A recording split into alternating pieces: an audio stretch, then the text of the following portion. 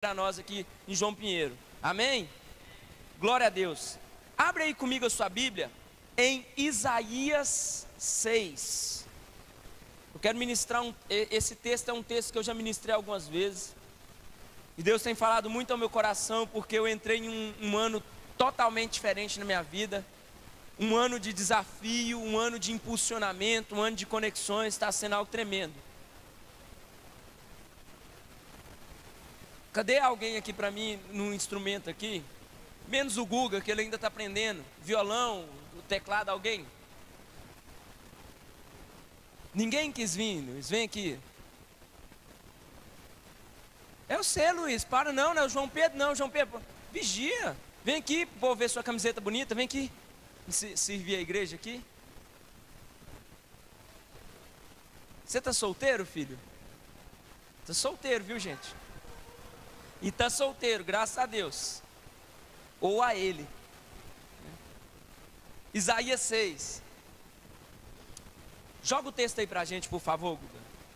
Enquanto o Gustavo joga o texto, tem alguém nos visitando hoje pela primeira vez? Levanta a mão.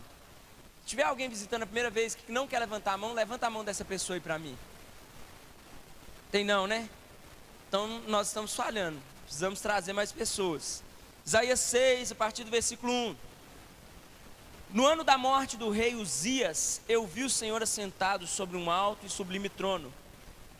As abas da sua veste enchiam o templo. Serafins estavam por cima dele. Cada um tinha 6 asas. Com 2 cobria o rosto, com 2 cobria os seus pés, e com 2 voavam. E clamavam uns aos outros, dizendo: Santo, Santo, Santo é o Senhor dos exércitos. Toda a terra está cheia da sua glória. As bases do limiar se movimentavam à voz do que clamava, e a casa se encheu de fumaça. Então disse eu: ai de mim, estou perdido, porque eu sou um homem de lábios impuros e habito em meio a um povo de impuros lábios. Os meus olhos viram o rei, o Senhor dos exércitos.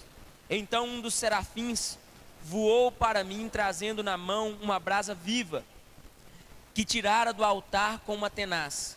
Com a brasa tocou a minha boca e disse: eis que ela tocou os teus lábios.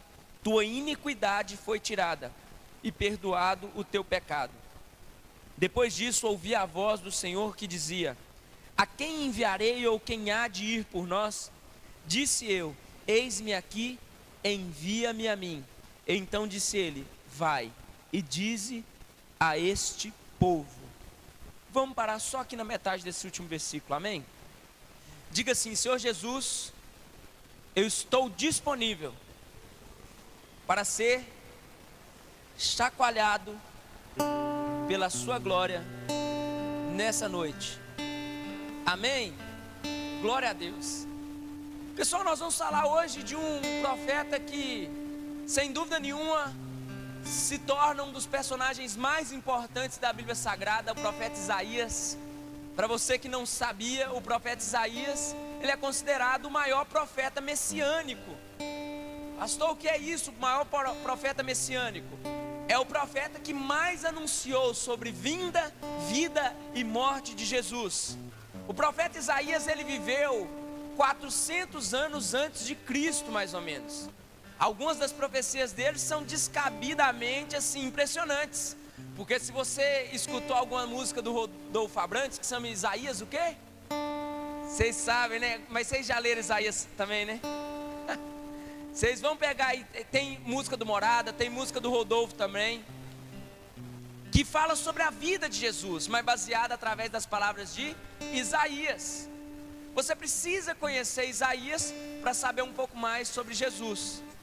A Bíblia Sagrada, ela é um livro de conexões. Diga assim: a Bíblia é um livro de conexões. E eu preciso conhecer. Você precisa entender que Isaías vai contextualizar com Mateus, que vai ter tudo a ver com Marcos, com Lucas, com João. Você tem que saber que um vai apontar para o outro. E hoje nós vamos falar sobre a vida do profeta Isaías.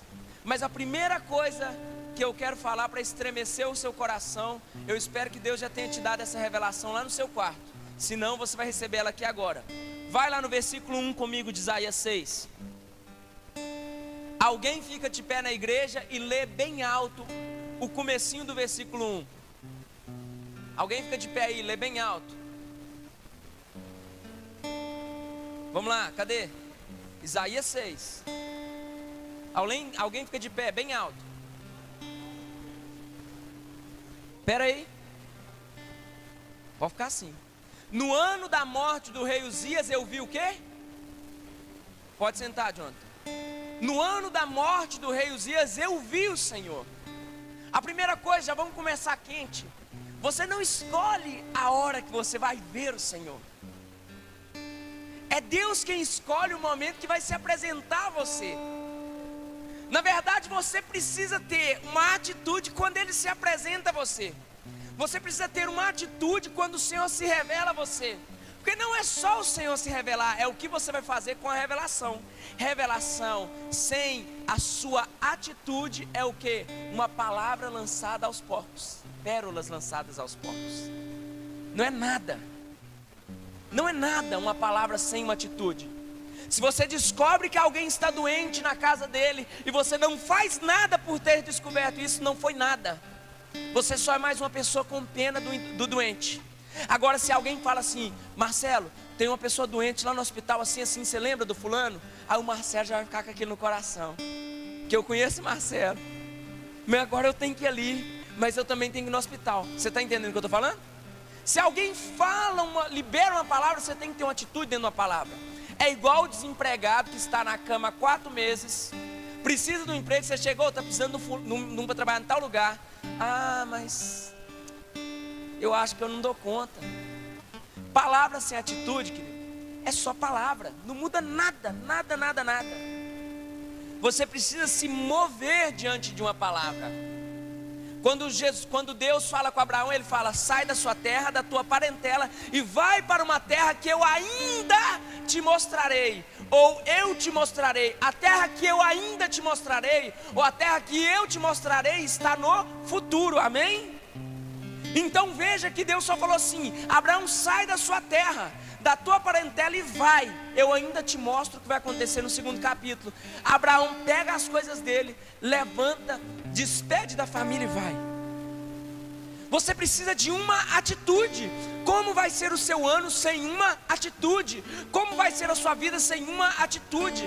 Será que as coisas vão somente repetir? Será que você vai entrar em um ciclo vicioso de tudo novamente se repetindo na sua vida nesse ano? Ou você vai fazer algo diferente? Eu não sei você, mas eu descobri, tem um lugar em Deus que ainda ninguém foi. Eu preciso pisar nesse lugar. Tem um lugar em Deus que ninguém pisou. Tem algo de Deus no céu que ainda ninguém na terra recebeu. Tem algo de Deus no céu, porque quando Ele fala assim que a mesa está posta e que você pode sentar à mesa e tomar para si, tem algo que não foi tomado por ninguém.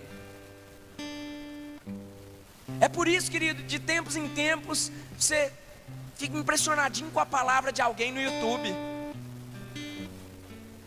Nossa, mas que palavra, que revelação. Eu até creio que foi uma ótima palavra, eu creio que foi uma ótima revelação, mas eu não conheço a vida. Então, entre uma palavra e ter vida, eu escolho ter vida e não assistir mais nenhuma pregação. Porque de teoria o mundo está cheio. Quem aqui comprou alguma coisa nas promoções de fim de ano aqui nas lojas de João Pinheiro, Magazine Luiza, Eletrozema, ou pela internet? Quem comprou alguma coisa? Levanta a mão. O que você comprou, Miriam? Oi? Livre roupa, não vale livre roupa. Quem comprou eletrodoméstico? Hã? Quem comprou celular? Você leu o manual de instrução do seu celular? Leu? Bate palma aí. Alguém comprou alguma coisa e não leu o manual de instrução? Você também não leu. Sabe por que eu e você a gente não leu? Sabe por que você não lê? A gente não lê? Que a gente julga saber tudo sobre aquilo que nós estamos na nossa mão. quando eu julgo saber tudo, alguma coisa passa despercebida. Porque celular, afinal de contas, celular é celular. Eu já tive 1 milhão de celular, então mais um é só mais um celular, então não vou ler. E aí quando você, o que acontece quando alguma coisa está errada? Você vai para o manual ou vai para o YouTube? Câmera do iPhone X é tremendo. Forno, arno, temperatura. Nós queremos as coisas rápidas. E Jesus não é rápido. Jesus não te dá nada rápido. Jesus é um cara que ele vai se esforçar até o último minuto para ver até onde você vai. Você vai gastar o que com ele? Você vai gastar tempo? Vai gastar madrugada? Vai gastar a festa? Vai gastar a farra? O que você vai gastar com Jesus? Porque eu não sei você, mas eu estou cansado. Eu estou gastando a minha vida com trabalho, eu gasto com família, eu gasto com amiga, eu gasto com isso, eu gasto com videogame, eu gasto com tudo. Mas será que eu vou gastar com Jesus? É gastar, querido, é gastar. Eu não estou com um dicionário aqui, mas eu consigo pegar 2 palavras e fazer um link: gastar e desgastar. Algo desgastado é algo que foi surrado, foi usado, foi maltratado assim, no uso contínuo. Eu estou chutando, mas eu acredito que é mais isso, mais ou menos assim, né? Minha professora, bom de você ter professora sentada, é isso aí, assim você faz. Isso é desgastar. Será que eu estou me desgastando na presença dele? Aleluia. Será que eu estou investindo tudo ao ponto de dormir em cima da minha Bíblia, de acordar sujo de caneta porque eu estava rabiscando ela?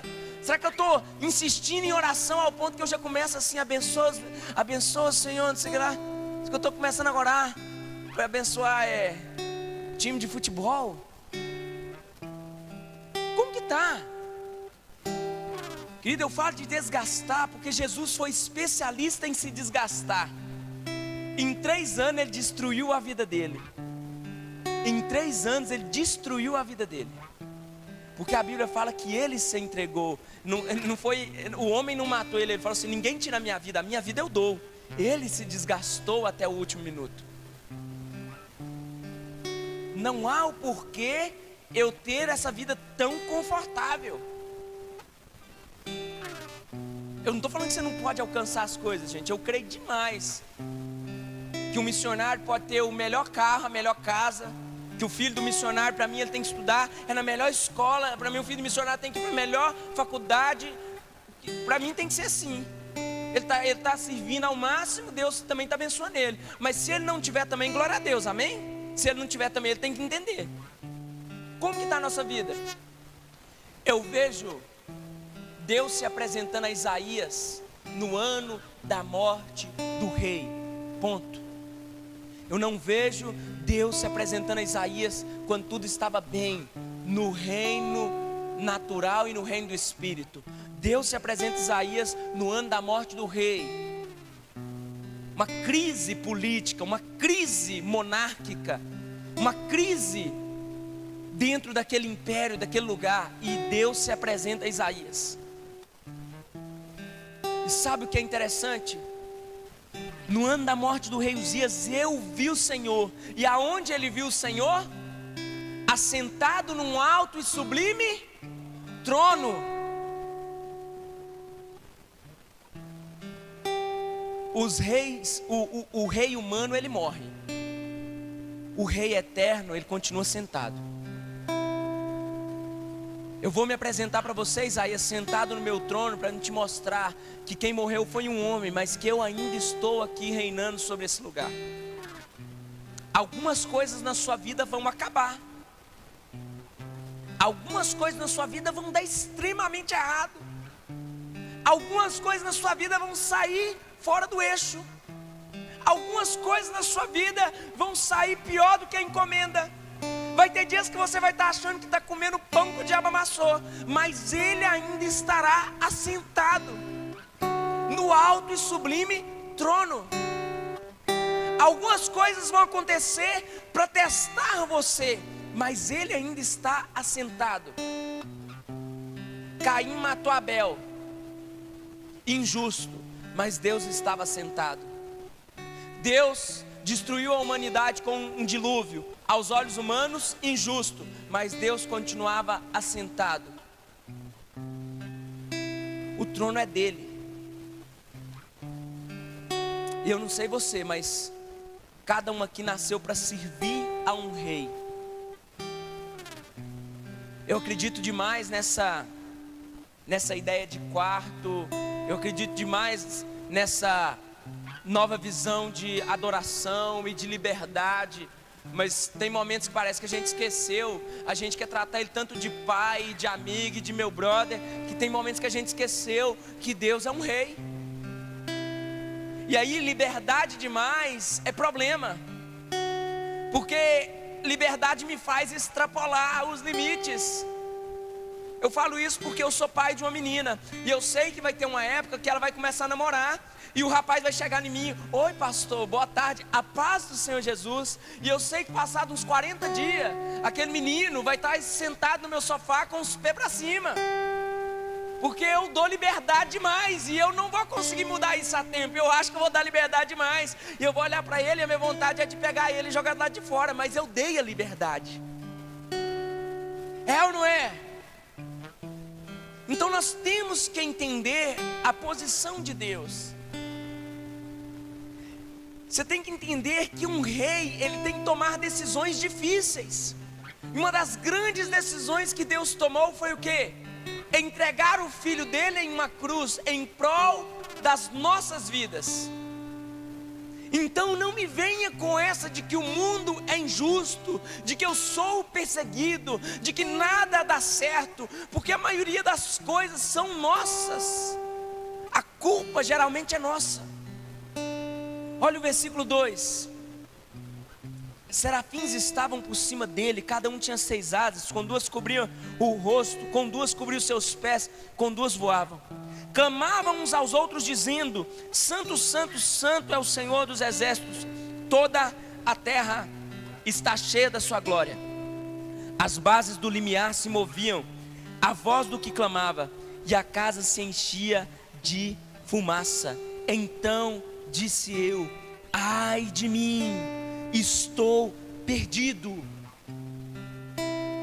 Nós estamos falando de um homem chamado Isaías, que um dia Deus falou assim: Isaías, você vai ser um profeta meu. Deus já tinha falado com Isaías de maneira sobrenatural. E aí nós estamos vendo um momento em que Isaías é levado a um lugar, e naquele lugar ele vê o Senhor assentado. Ele vê alguns seres espirituais chamados serafins voando de um lado para o outro. Ele vê um Deus que, quando usava sua voz, movia as bases do templo. Ele viu o templo cheio de fumaça e tomado da glória de Deus. E aí Isaías tem uma dimensão do que é ver o rei. Ele tem uma dimensão do que é estar diante do rei, porque naquele momento ele se prostra e ele diz: ai de mim, que eu sou um homem de lábios impuros, um profeta de lábios impuros. Deixa eu te falar uma coisa. Nós estamos em um tempo, querido, tão difícil, e você pode nos ajudar. Eu posso ajudar. Nós precisamos parar com desculpas. Veja bem e seja lógico. Deus leva Isaías diante do trono, amém? Deus é onisciente, amém? Deus sabia dos lábios de Isaías. Se a impureza dos lábios de Isaías fosse um problema, Deus não o levaria diante do trono. O problema não era somente os lábios, era a mentalidade, a desculpa na ponta da língua. Você não tem tempo mais para desculpas. Você errou. Você tem que começar a atribuir e dar nome ao seu erro, porque você não sabe o dia de amanhã. Eu estou fazendo um curso de medicina via Netflix. Já ouviram falar? Grey's Anatomy. Estou fazendo um curso, eu estou no meu 10º ano. Eu estou sendo intensivo porque eu faltei muito, agora eu estou vendo tudo, eu e minha esposa. E hoje lá no hospital aconteceu um negócio sobrenatural. O cara entrou com uma coriza Vocês não vão me deixar para trás não, viu? Que eu tô ficando bom. Ele entrou com uma coriza e depois descobriu que ele estava tendo uma hemorragia no cérebro dele. Ele achou que ele estava gripado.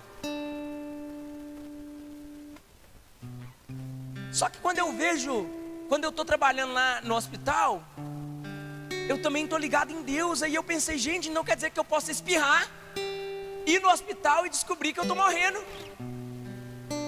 E João Pinheiro não é lá. E lá tem os melhores médicos do mundo. E João Pinheiro tem uns médicos bons, mas ainda não é os melhores do mundo. A nossa vida, ela é frágil. Por isso não há tempo de desculpas. Esses dias lá no hospital também chegou um homem que ele ficou sabendo que ele tinha 3 meses de vida. Ele fez um monte de empréstimo, ele comprou, viajou o mundo com a esposa dele. E depois a médica chegou e falou assim, não, mas eu consigo consertar. E ele estava devendo Deus e o mundo. E ele falou, e agora? Aí fizeram a cirurgia, ele acordou. E ele fez uma cara de triste, falou, nossa, deu certo. Porque ele queria ter morrido. Mas só tem alguém que pode tirar ou dar a vida, que é Cristo, amém? Não interessa se o médico falou que você vai morrer. Ele pode colocar outro médico que vai falar que você vai viver. Ou então ele mesmo pode pôr a mão e retirar a doença da sua vida. O que eu estou falando é que não há tempo para desculpas. Você tem que se mover. A pior coisa dentro de igreja, sendo pastor, é você confrontar alguém quando aquela pessoa está disposta a mentir para você. Porque o maior orgulho de um grande homem de Deus que está à frente do ministério é quando você confronta e aquela pessoa fala, pastor, eu já estava disposto a te procurar, eu estou errado mesmo, eu fiz isso e não foi só isso. E a pessoa começa a vomitar, e no final você abraça e fala, não, está tudo bem, vamos embora. Agora, quando você descobre que aquela pessoa está mentindo, você descobre também que você tem errado, você não tem levado aquela pessoa a Cristo. Porque, querido, não é tempo de desculpa. Eu sou um homem de lábios impuros. E na verdade Deus estava falando assim, eu sei. Que bom que você falou. Quais as áreas de debilidade da sua vida que você precisa começar a assumir que você tem um problema? Eu tenho um problema com isso. Eu entro no supermercado e eu roubo bolacha. Qual é a outra área da sua vida que você tem um problema? Eu tenho um problema com isso. Meus pais vão dormir, eu vou para frente do computador ver pornografia. Eu tenho um problema com isso. O que você faz? Qual é o seu problema? Tem uma mulher que é casada e eu estou ficando com ela. Qual é o seu problema? Você tem roubado. Qual é o seu problema? Você não tem orado. Qual é o seu problema? Você tem que dar nome ao seu problema. Porque problema em oculto não pode ser tratado. É como um problema em oculto, querido. É como um vazamento nas ruas de João Pinheiro. Já viu quando de uma hora para outra surge um buraco, e explode, e joga água, e desperdiça aqui tanto de água? Isso é um problema em oculto. Ninguém sabia que ele estava ali. Uma hora para outra abre um buraco, joga água para todo lado. Começa aquele transtorno. É ou não é transtorno quando abre um buraco na rua? Problema em oculto. Se o seu problema continuar em oculto, chegará o tempo que ele vai ser tão visível, que vai ser a mesma coisa de ter um outdoor na sua vida. Você não vai conseguir esconder. Deus não vai deixar essas coisas em oculto. Isaías falou assim, eu sou um homem de lábios impuros e habito em meio a um povo de impuros lábios. Outra coisa que eu aprendo com esse versículo: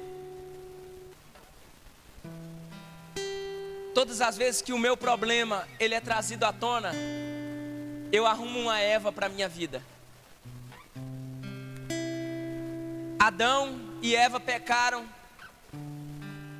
E quando eles foram questionados, aí Adão já virou e falou assim, não, mas foi a mulher que o Senhor me deu. Todas as vezes que uma coisa dá errado na minha vida, eu tenho que encontrar alguém frágil para pôr a culpa. E Isaías não foi diferente. Eu sou um homem de lábios impuros e habito em meio a um povo de impuros lábios. Eu estou errando porque a igreja não investe em palavra. Eu estou errando porque a igreja não tem o culto da libertação. Sempre tem que ter alguém. Sempre tem que ter alguém. Eu estou errando porque eu não fui amado pelos meus pais. Eu não consigo mudar de vida porque eu não tenho dinheiro, eu não tenho oportunidade. Eu estou desempregado há tanto tempo porque está ruim de serviço. Gente, os problemas eles estão lá fora, eles não vão sair de lá. Eles não vão sair. Comece a assumir. Porque Isaías não disse: eu sou um homem de lábios impuros, e sou eu, o problema é meu. Veja que aqui Deus solucionou primeiramente o problema dele, para depois tratar o povo. Diga assim: Deus quer resolver os meus problemas, para depois transformar aquilo que está à minha volta. Amém. Deus quer resolver em você, para depois transformar a vida dos terceiros. Deus quer resolver em você. Não começa a abrir mão daquilo que você tem. Eu fiz uma conjectura anos atrás aqui em cima desse texto, e para mim é uma grande verdade, eu quero usar com vocês.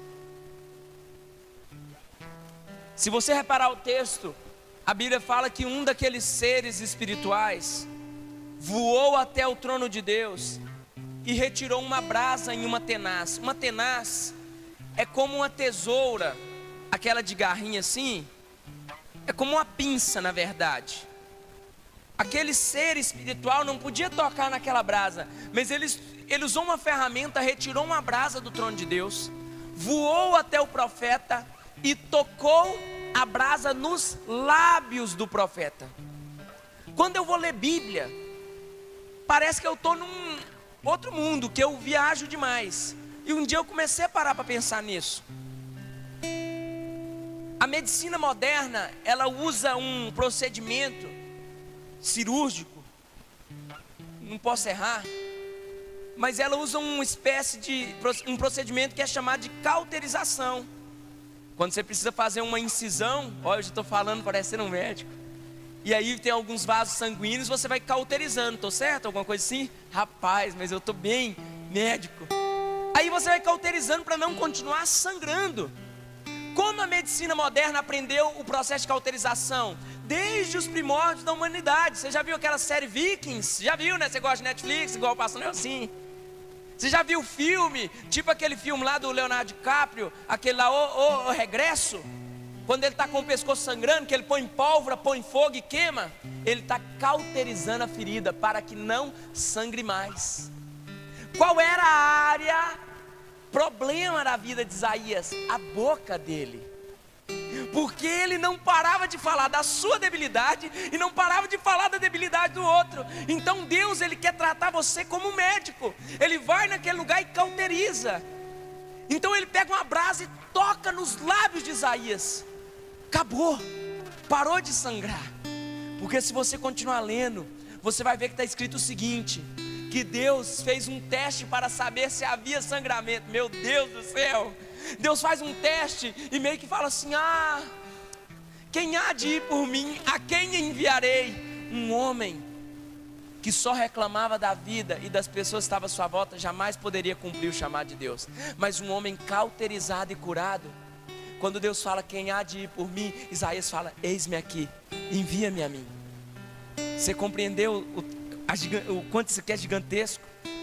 Deus precisa tocar nas áreas da sua vida que estão sangrando, estão destilando aquilo que você não foi chamado para destilar. Talvez é a sua língua, talvez é a sua infidelidade, talvez é a sua postura, não sei qual a área, mas Deus precisa tocar ela hoje. Não, pastor, mas está difícil, eu estou vivendo uma crise. Não se esqueça, no ano da morte do rei eu vi o Senhor. Pode ser no ano da sua crise, Deus vai se apresentar. Pode ser no ano da dificuldade, Deus quer se mostrar a você. E aí Ele toca em você e Ele rompe com tudo. Ele cria uma situação para te curar. Ele cria uma situação. Ele cria uma situação para mudar tudo. Agora o que nós precisamos, querido, é de um coração aberto para ir até a Deus. São dois processos para você ir até a Deus. O primeiro processo é esse aqui, ó. Vem aqui, Hermes, me ajudar. O primeiro processo, pode ficar aí, que eu vou te mostrar. O primeiro processo você encontra um homem de Deus, uma mulher de Deus, e você passa a conviver com aquela pessoa vai te conduzir até a Deus, amém? Vai te mostrar.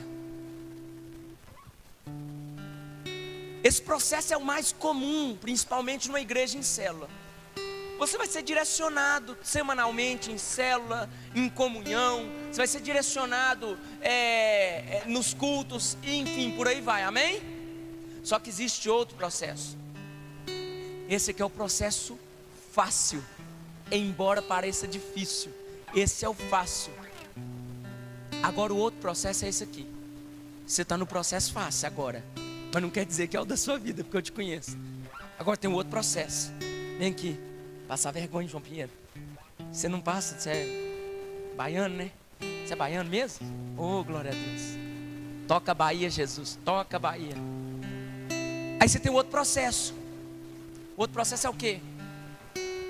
Você não conseguiu da maneira fácil.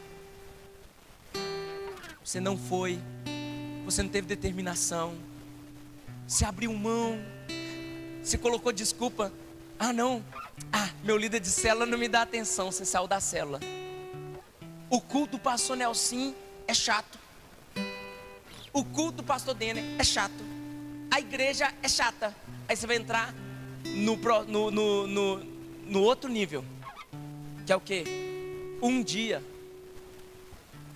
você vai perceber que o problema não estava na instituição. Você vai perceber que o problema não estava nos homens, estava à sua volta. E você vai ter que entender que aquilo tudo era uma seta que te apontava para Deus. Como você perdeu a seta, aí você vai ter que ir para o seu quarto.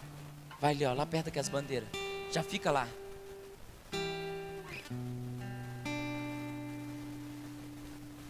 E aí você vai encontrar alguém. Você pode ficar sentado, pode ficar de boa, você está no seu quarto. Pega uma água aí, ó. Toma, não deixa bater na sua cabeça não, sua tia me mata. Você vai estar no seu quarto, amém? Sabe por que lá é difícil? Porque aqui o pastor Nelson chega e fala assim: ô Hermes, vai dar tudo certo, nós vamos estar orando. É só você ter paciência. Não faz mais aquilo não. Vamos pensar num pecado. Não mente mais não, tá? Vamos fazer um propósito, vamos orar de madrugada para você não mentir mais, amém? Aí você está no quarto, aí você encontra Jesus. Aí Jesus é assim, ó. Deixa eu te falar. Eu já morri em uma cruz. E você é um mentiroso. Por mais que eu te ame, você não quer o meu amor. Porque Jesus, querido, não é esse ser cinematográfico que vem só na época do Natal e da Páscoa para nossa casa, não. Jesus é uma pessoa que, se ela tiver a oportunidade, não se esqueça disso. Ele dirá, por mais que seja doloroso, ele dirá aquilo que você precisa ouvir, aquilo que eu não tenho coragem de falar. Por mais que o seu líder seja o melhor, ele ainda não tem coragem de falar o que você precisa ouvir. E Jesus, ele vai te falar. Ele vai te falar porque você nunca vai conseguir. Você foge da igreja, você foge da célula, você foge de tudo, mas você nunca vai fugir de Jesus. Ele fala que você é um mentiroso, você foge dele e ele aparece para você de novo. Não há possibilidade de você vencer uma queda de braço com ele. Porque a maior ignorância nossa é pecar, queridos, acreditando que ninguém está vendo, quando ele nos assiste. Ele não vai mover esforços, porque ele nos quer. O amor dele é tão gigantesco que ele nos quer, amém? Ele tem ciúme de nós, amém? Quantos creem nisso?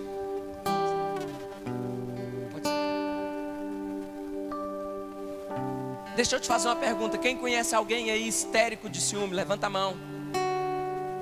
Quem já foi histérico de ciúme? Levanta a mão. Quem já fez umas loucuras aí?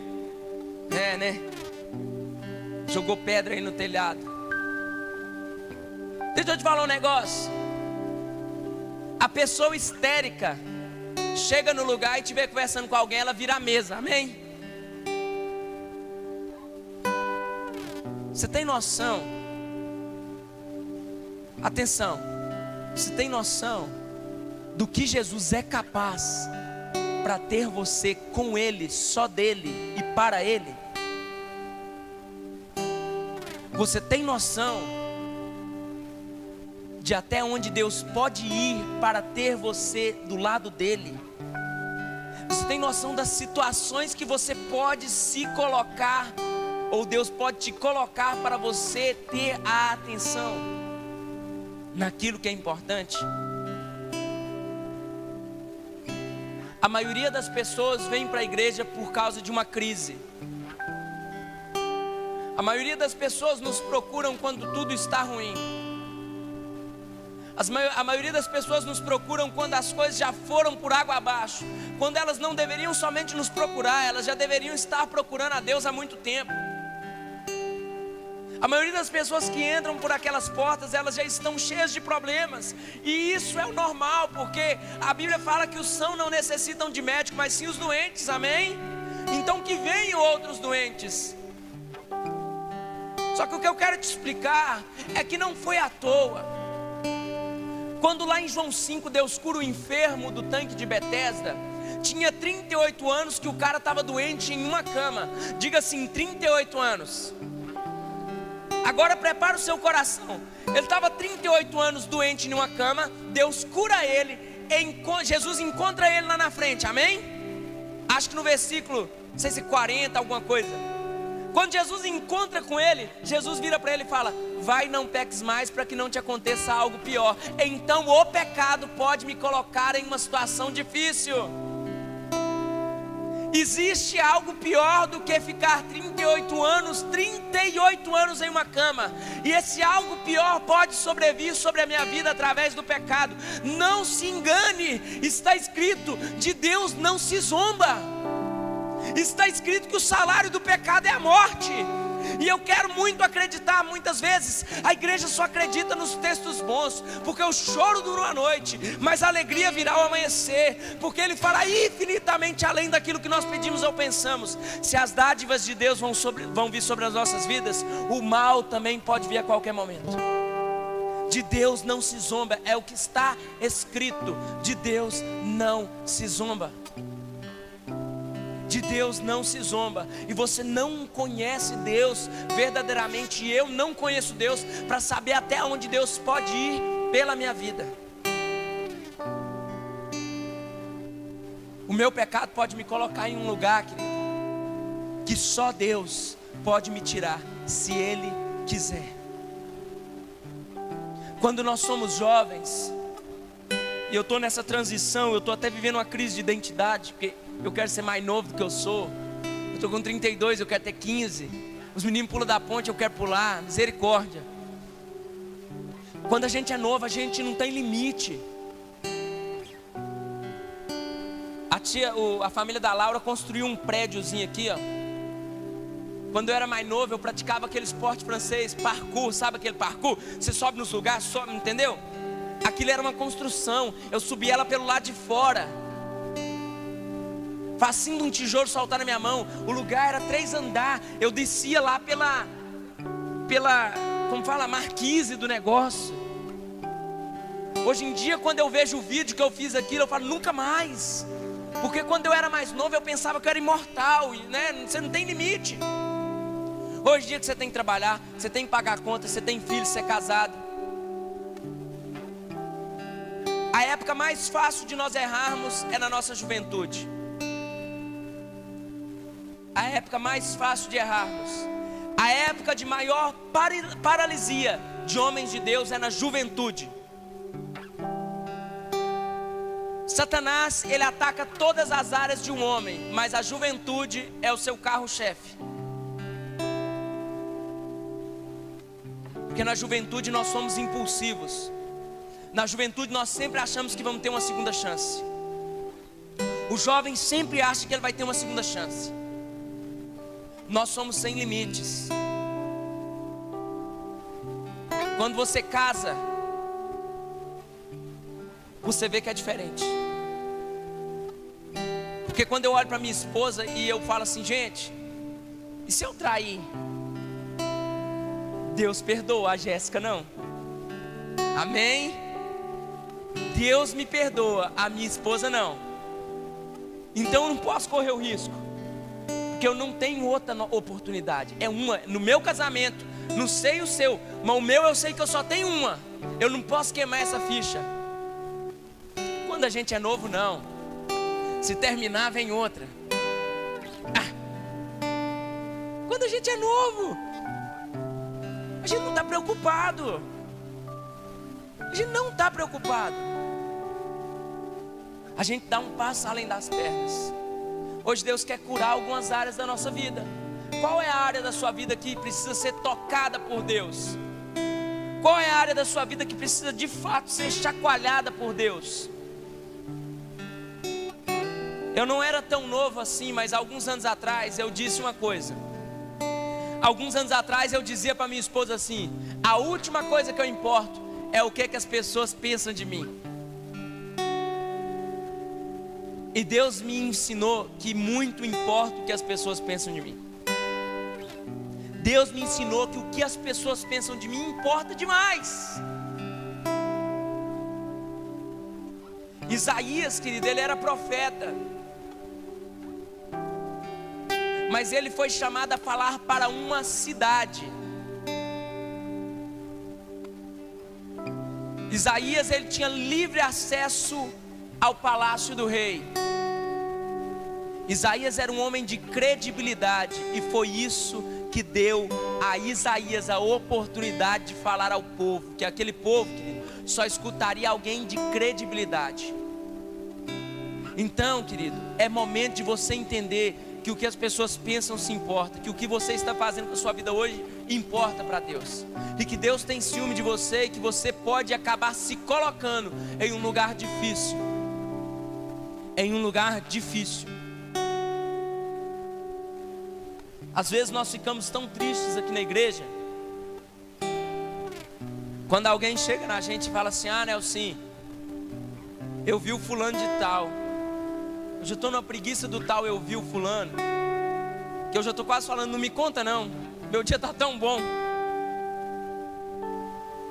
Porque eu não sei a intenção da pessoa que está me contando. Você está entendendo o que eu estou te falando? Por isso que nós não podemos dar brecha. Qual é a área da sua vida que precisa ser tocada por Deus hoje? O que Deus precisa mudar hoje? Só você sabe. Você tem duas escolhas: ou você faz isso dia a dia, ou você pode hoje se entregar a Ele verdadeiramente e permitir que Ele mude isso na sua vida. Amém? Fica de pé no seu lugar, em nome de Jesus.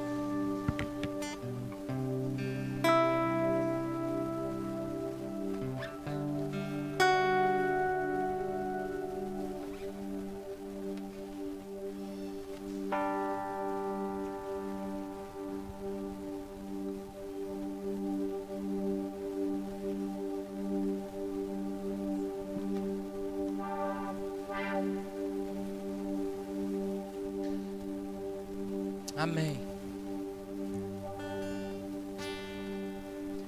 Você não precisa vir à frente hoje, você pode ficar no seu lugar. Mas se volte para Deus aí no seu lugar. Volte-se para Deus nesse lugar.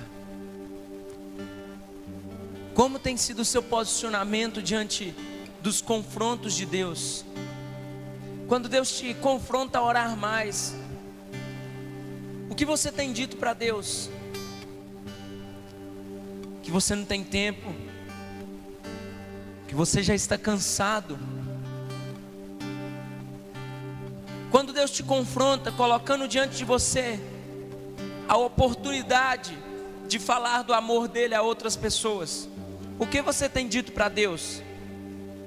Eu tenho vergonha, ou talvez eu estou em pecado, eu não tenho vida para falar sobre isso. O que você tem dito para Deus? Quando surge a oportunidade de fazer o bem a alguém, mas talvez para fazer o bem isso te custe tempo, custe financeiramente, custe talvez até os seus bens. O que você tem dito para Deus? Que cada um deve se esforçar, Porque você não pode dar, porque amanhã vai te faltar. O que você tem dito para Deus? O que você tem feito quando Deus te intima, quando Ele te constrange a ter um posicionamento? Não é à toa que Jesus, Ele nos ensinou a ir para os nossos quartos orar em secreto. Sabe, querido, o diabo ele é tão enganador que ele sempre faz coisas semelhantes às de Deus. Existem duas coisas que nós podemos fazer em secreto. A primeira, que é a boa, é orar ao Senhor. E a segunda é pecar. A maioria das áreas de pecado, a maioria dos pecados são feitos em oculto. Quando uma pessoa vai roubar, ela se esforça para ninguém ver. Quando uma pessoa vai mentir, só ela sabe daquela mentira. Quando alguém vai se masturbar, é algo íntimo, a pessoa se esconde. Se eu não estou usando o lugar secreto para falar com Deus, eu estou usando atitudes secretas para contrariar o Senhor. Se eu não estou usando o lugar secreto para ter intimidade, eu estou usando algo secreto para pecar, querido. Isso é fato. Isso é fato. No ano da morte do rei, no ano da maior crise do meu casamento, no ano da minha depressão, no ano da minha doença, no ano que eu não estava bem emocionalmente, no ano que eu não estava bem financeiramente, não importa o que está acontecendo à sua volta, desde que você veja o Senhor. No ano deste grande acontecimento, eu vi o Senhor. E eu tenho certeza, querido, que a morte do rei Uzias foi ofuscada pela presença de Deus. Ali naquele momento se esqueceram da morte do rei, porque na verdade viram o verdadeiro rei se posicionando. Eu creio que se você estiver vivendo uma crise no seu casamento ou no seu relacionamento, e Deus se apresentar a você, essa crise vai se tornar tão pequena. Se você tiver um problema de ordem emocional, uma depressão, um transtorno de ansiedade, de personalidade, se você ver o Senhor, isso vai se tornar irrelevante. Se você estiver vivendo uma crise financeira e você ver o Senhor, isso vai se tornar insignificante. Tudo que você precisa é ver o Senhor. Tudo que você precisa é se entregar ao Senhor, ao ponto de ver ao Senhor, ao ponto de contemplar a glória do Senhor. Permita que hoje Deus venha e cauterize essa área de debilidade da sua vida.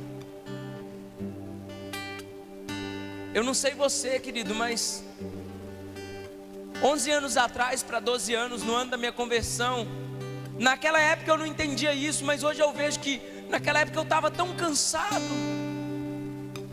eu estava tão desgastado,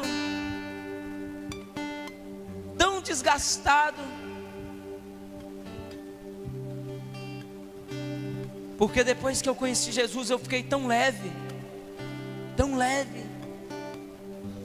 Esses últimos 12 anos foram tão incríveis, Jesus. O Senhor me levou, Deus, a lugares, Deus, tão impressionantes. Eu não digo lugares físicos, eu digo lugares espirituais. O Senhor me mostrou coisas tão maravilhosas na sua palavra, e me deu experiências, Deus, que caberiam em um livro. Ah, Deus,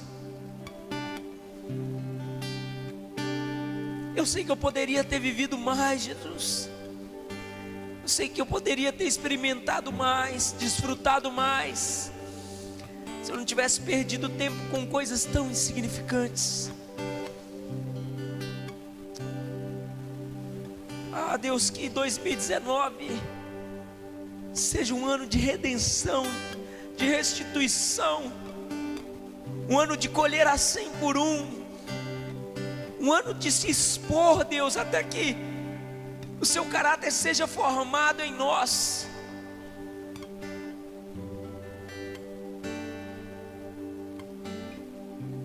Se exponha para Deus, querido, se exponha para Deus. Se exponha para Deus no seu lugar, para que Ele possa ver e trabalhar nas áreas que Ele precisa. Comece a orar no seu lugar enquanto nós declaramos essa canção. Comece a orar.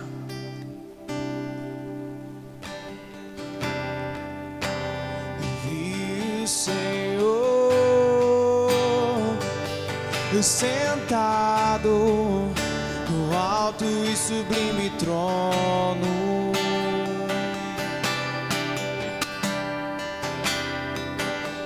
A orla de suas vestes enchia o templo, enquanto anjos voavam sobre você. Com duas asas cobriam seu rosto, outras duas cobriam seus pés. Cantavam uma canção uns para os outros: Santo é você, Senhor. Com duas asas cobriam seu rosto, outras duas cobriam seus pés. Cantavam uma canção uns para os outros: Santo é você, Santo é você. E toda a terra se encha com a tua glória, e toda a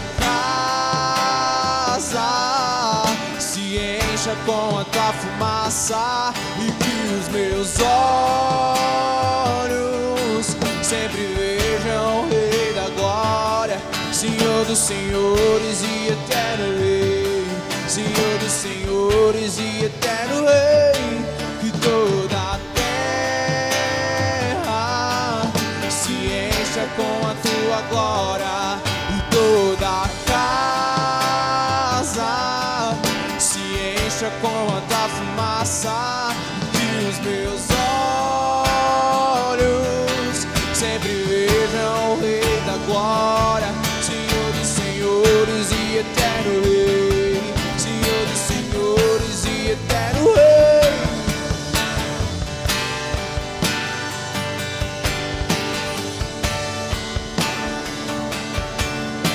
Sabe, querido, hoje é dia de você se entregar a Deus. Eu creio que se você veio hoje aqui é porque o Senhor, Ele tem algo para a sua vida. Talvez uma nova oportunidade. Talvez tudo que você precisa é ser sincero para Deus hoje. Se lançar aos pés do Senhor. Decidir fazer de amanhã o primeiro dia da sua vida. Talvez o Senhor está te trazendo hoje aqui, te atraindo a esse lugar para que você veja a glória dEle. Veja a transformação que Ele pode fazer na sua vida. Talvez o Senhor está te trazendo aqui para que você tenha o seu primeiro encontro, o encontro genuíno. Ou talvez você que acredita já ter conhecido a Deus, mas ainda não mudou, querido. Essa é a oportunidade de mudar. Essa é a oportunidade de transformar. Essa é a oportunidade de fazer a diferença. A oportunidade de fazer como aquele homem doente. A oportunidade de levantar e de ir em busca da sua salvação. Sabe, é tempos de crise. Pode parecer clichê, mas tempos de crise, querido, vão requerer atitudes drásticas, decisões drásticas, decisões incisivas da nossa parte. Tempos de crise necessitam de atitudes de reinvenção. É tempo de você se entregar a Deus, de você se lançar de maneira verdadeira a Ele e deixar de lado as coisas desse mundo, amém? Deixa eu te falar uma coisa. Saindo dessa porta, tudo continua difícil. Às vezes a igreja ela tem um discurso de que Não vem para Jesus, que as coisas do mundo elas vão perder o brilho. Não, querido. As coisas do mundo elas não vão perder o brilho. O mundo é atraente, porque o mundo ele nos oferece aquilo que nós queremos. E Jesus nos pede para abrir mão daquilo que nós queremos. Então o que o mundo nos oferece é aquilo que nós desejamos, e o que Jesus nos pediu é aquilo que nós queremos todos os dias.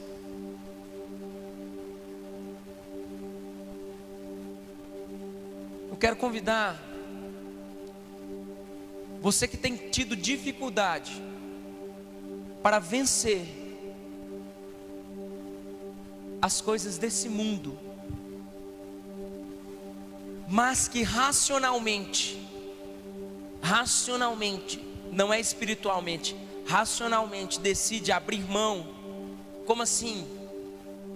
Eu sou um mentiroso, a partir de agora eu não vou mentir. Não é o Espírito Santo que vai te impedir de mentir, é você que não vai mentir. Você que tem qualquer problema que é recorrente na sua vida, você pede perdão para Deus, mas continua fazendo. Você pede perdão para Deus, mas continua pecando. Você que quer mudar, querido, porque eu entendo também que tem gente que não quer. Eu quero que você venha aqui na frente, nós vamos orar. Você que quer mudar, você que está cansado. Não é Deus que vai tirar isso de você. Eu quero que você entenda, não é Deus, é você que está decidindo. Então a partir de amanhã, ou de hoje ainda, eu não posso. Eu decidi, eu não quero. Isso é ser racional. Jesus, está escrito na palavra: se é o teu olho que te faz pecar, arranca-o fora. Se aquela rua que te faz pecar, não passa naquela rua. Se é o seu celular que te faz acessar pornografia, compra um 1100 no Mercado Livre. Não tem imagem, não tem nada, só liga e tem o jogo da minhoquinha lá. Ah, mas eu peco no computador. Joga o computador pela janela, põe fogo nele.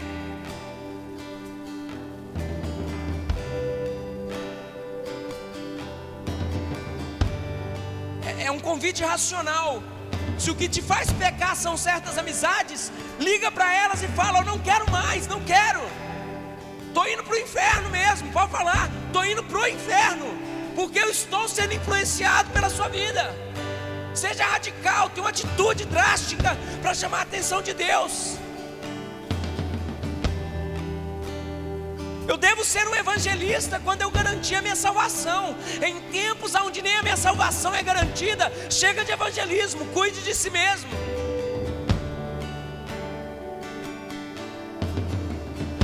O que te faz pecar precisa morrer. O que te faz pecar precisa ser jogado fora. O que te faz pecar, querido? Seja racional. Seja racional.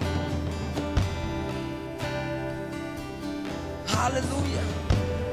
Existe algo em ti que eu nunca vi. Eu sei que existe algo em ti que eu nunca vi. Eu sei que existe, Jesus. Eu sei que existe algo em ti que eu nunca vi. Eu sei que existe algo, Jesus. Um lugar que eu nunca fui. Leva-me ao lugar. Eu preciso ir, Jesus, nesse lugar, Jesus. Eu sei, Jesus. Eu sei que Ele está aí, Jesus. Eu sei desse lugar. Leva-me ao lugar mais alto. Leva-me ao lugar profundo. Eu sei que existe. Eu sei que existe um lugar, Jesus. Eu preciso ir, Jesus. Eu preciso gastar a minha vida, Jesus. Eu preciso, Jesus. Mais alto, leva-me ao lugar mais fundo. Leva-me, Jesus. Leva-nos, Jesus. Leva-nos, Jesus. Limpa-nos, limpa-nos, limpa-nos, Deus. Limpa-nos, Deus. Limpa-nos. Limpa-nos, Jesus. Mais alto, leva-me ao lugar mais fundo. Em ti. Eu preciso ir. Vamos, vamos, vamos. Eu quero ir onde ninguém foi. Quero chegar profundo do seu coração, no mais profundo do seu coração, porque eu quero ir onde ninguém foi, quero chegar onde ninguém chegou, no mais profundo do seu coração. Leva-me ao lugar mais alto, leva-me ao lugar mais fundo em ti, leva-me, leva-me ao lugar mais alto, leva-me ao lugar mais fundo em ti. Diga isso, em ti, leva-me. E leva-me ao lugar mais alto, leva-me ao lugar mais fundo em ti, leva-me, leva-me ao lugar mais alto, leva-me ao lugar mais fundo em ti.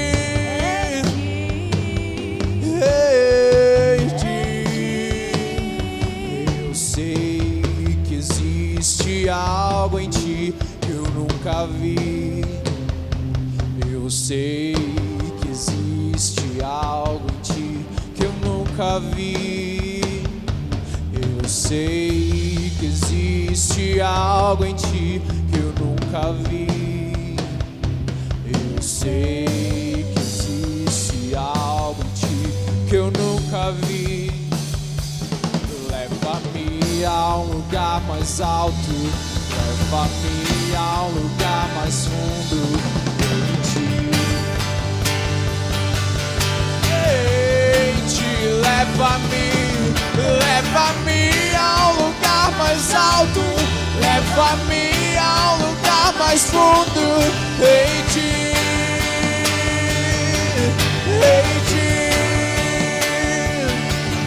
Leva-me ao lugar mais alto, leva-me ao lugar mais fundo em ti,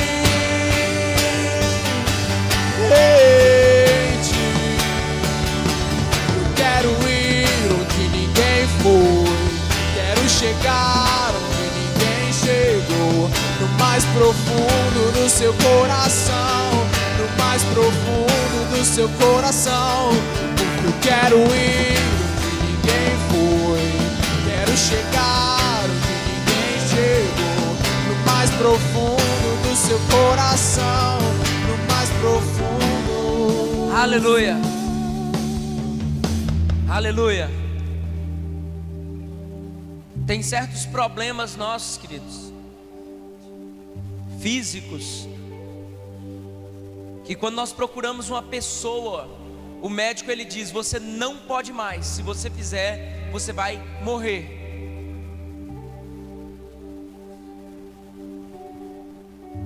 Eu não estou falando para você hoje aqui de morte física, eu estou te falando de morte espiritual. Embora existem situações de morte física, mas eu quero te dizer, você não pode mais. Chega. Você não pode mais. Não há tempo para errar mais. Não há tempo para errar mais.